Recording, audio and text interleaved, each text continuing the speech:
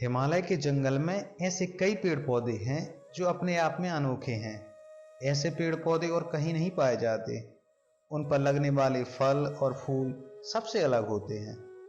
इन पर लगने वाले फल इतने मीठे और खुशबूदार होते हैं कि कोई भी इन्हें खाए बिना नहीं रह सकता। ऐसा ही एक पेड़ नदी किनारे था, जिस पर सारे बंदर अपने राजा के साथ रहा करते थे। बंदरों के राजा का नाम महाकपि था। महाकपि बहुत ही समझदार और ज्ञानवान था। महाकपि का आदेश था कि उस पेड़ पर कभी कोई फल नहीं छोड़ा जाना चाहिए। जैसे ही फल पकने को होता, वैसे ही बानर उसे खा लेते थे।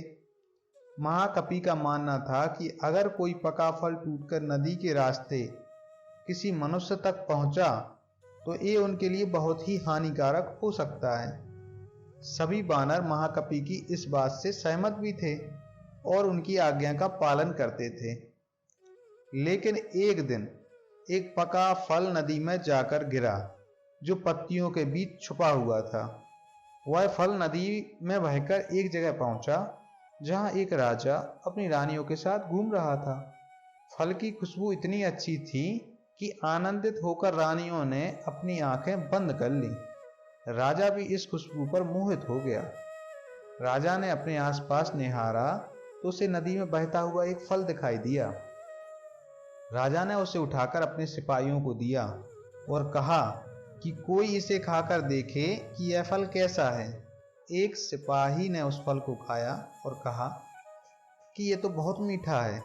इसके बाद राजा ने भी उस फल को खाया और आनंदित हो उठा।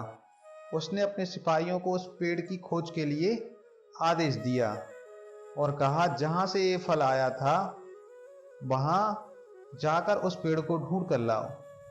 काफी मेहनत के बाद राजा के सिपाहियों ने पेड़ को खोज निकाला।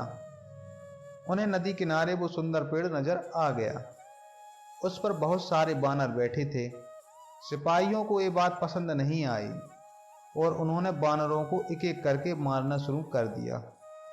बानरों को घायल देखकर महाकपि ने समझदारी से काम लिया। उसने एक बांस का डंडा पेड़ और पहाड़ी के बीच पुल की तरह लगा दिया। महाकपि ने सभी बानरों को उस पेड़ को छोड़कर पहाड़ी की दूसरी तरफ जाने का आदेश दिया। बानरों ने महाकपि की आज्ञा का पालन किया और वो सभी बांस के सहारे पहाड़ी के दूसरी ओर पहुंच गए। लेकिन इस दौरान डरे सहमे बंदरों ने महाकपि को बुरी तरह से कुचल दिया।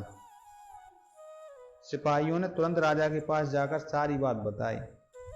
राजा महाकपि की वीरता से बहुत प्रसन्न हुए और सिपाहियों को आदेश दिया कि महाकपि को तुरंत महल लेकर आएं और उसका इलाज करवाएं।